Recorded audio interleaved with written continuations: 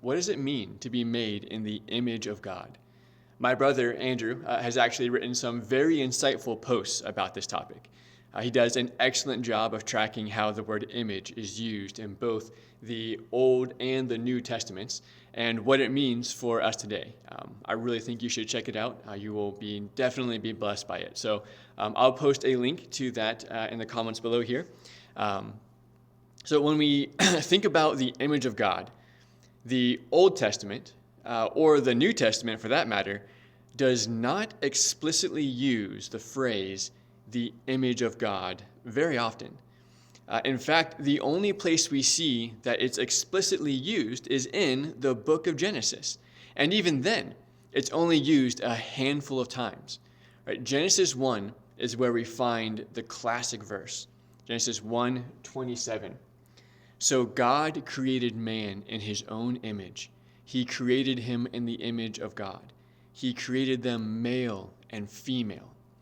Now, this isn't very descriptive, right? We can't get a whole theology off of just this and this alone.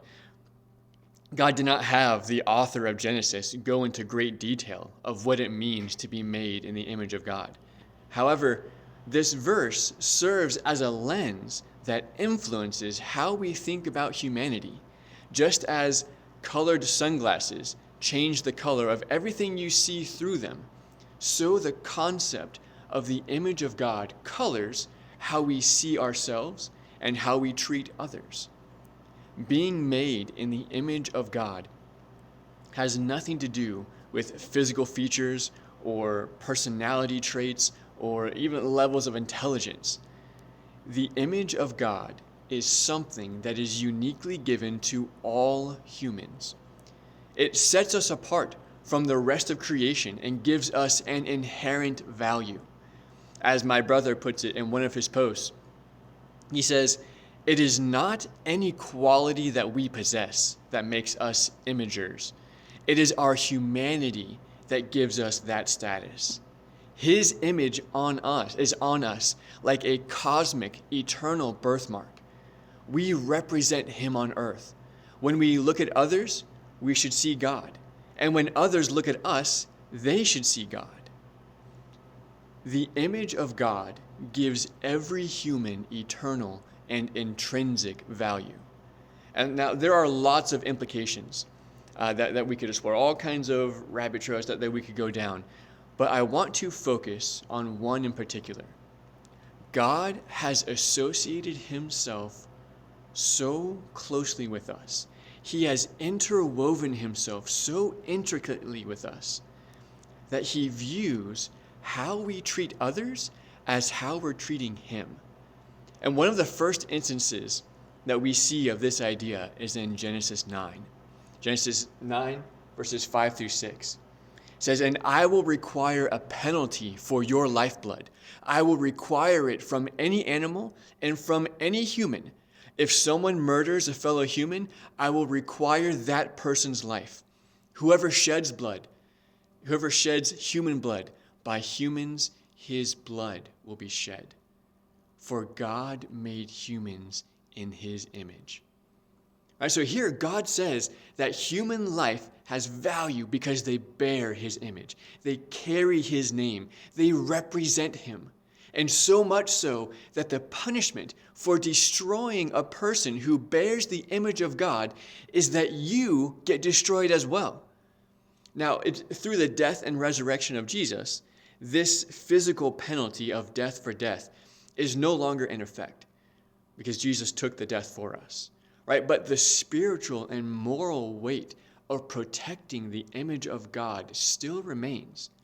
God still views an act of injustice against another image bearer as an act of injustice against him. There is no such thing as simply sinning against a person. All wrongdoing is indeed sin against the person, but God also sees it as a direct sin against himself. Let's look at Proverbs 14:31. It says, "The one who oppresses the poor person insults his maker, but the one who is kind to the needy honors his maker." And similarly, In Proverbs 17:5, the one who mocks the poor insults his maker. God has tied himself so closely to us that mistreating someone, even the lowest outcast in our society, is equal to mistreating God. It does not say that sinning against someone is like sinning against God, as though it were only true in some abstract way. No, it says that sinning against someone is a direct insult against God. The image of God in us gives every single word and action by us divine weight. There is no such thing as a neutral action. There is no such thing as, hey, I'm only human. Well, you are indeed human, but there is no distinction between being human and being in the image of God.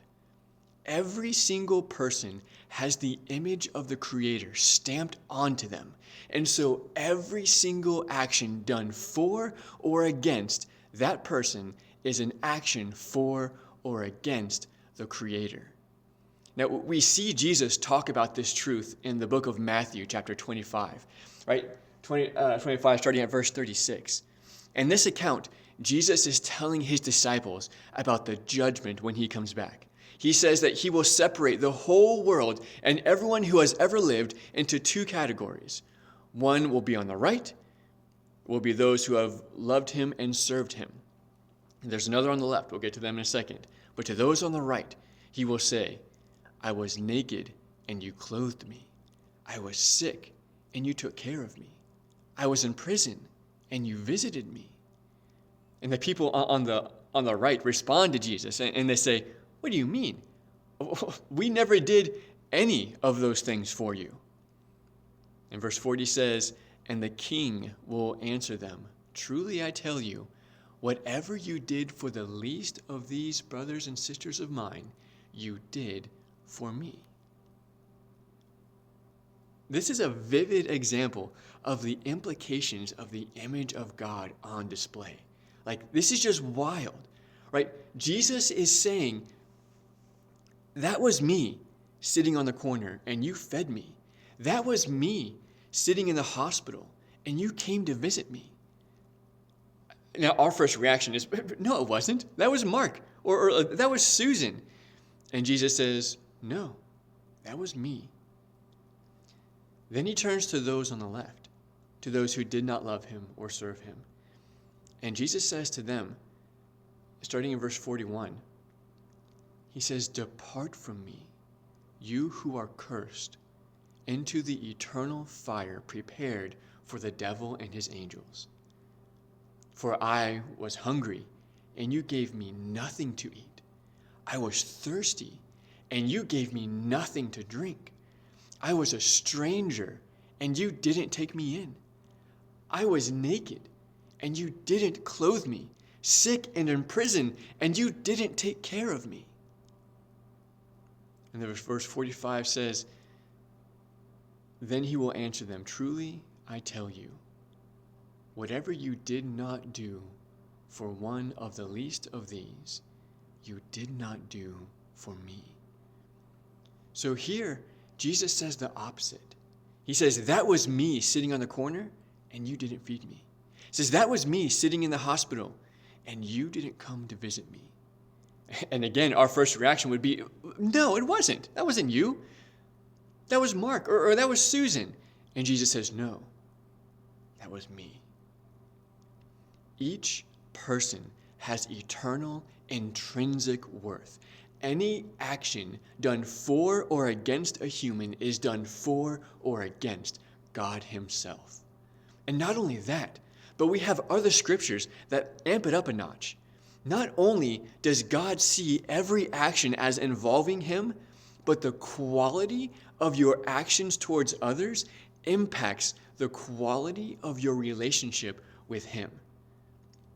In Matthew 6, verse 14 through 15, Jesus says, for if you forgive others their offenses, your heavenly Father will forgive you as well. But if you don't forgive others, your Father will not forgive your offenses. Now, here we see that if we're holding a grudge against someone else, we are actually holding a grudge against God.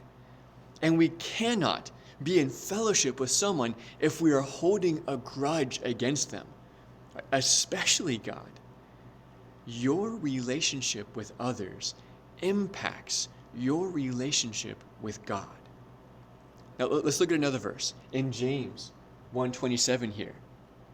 James is talking about, he says, you want to know what it truly means to serve God and to be in relationship with him? You want to know? You know what true religion is?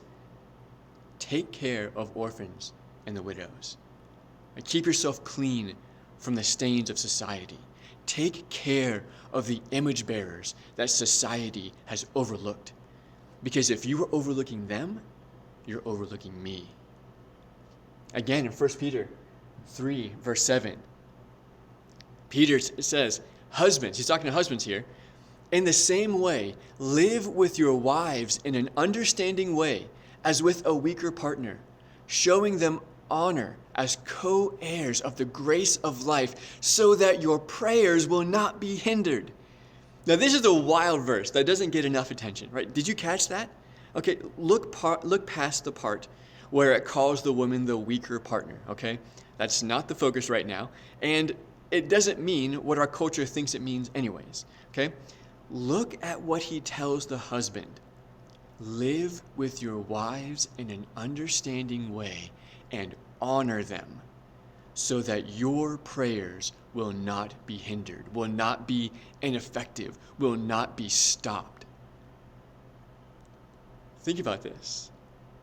God associates himself so much with his image bearer, in this case a wife, that he is saying to the husband, if you are mistreating and dishonoring your wife, don't even bother talking to me. Talk to her and fix it, because how you are treating her is how you are treating me. Fix it with her, and then we'll talk. The image of God gives every single person eternal and intrinsic value. And the degree in which you recognize and honor that value is the degree in which you can have fellowship with God.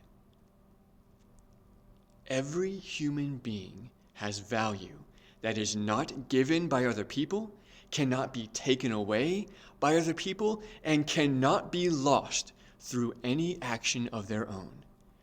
How you treat the smallest, most overlooked members of society is how you are treating God.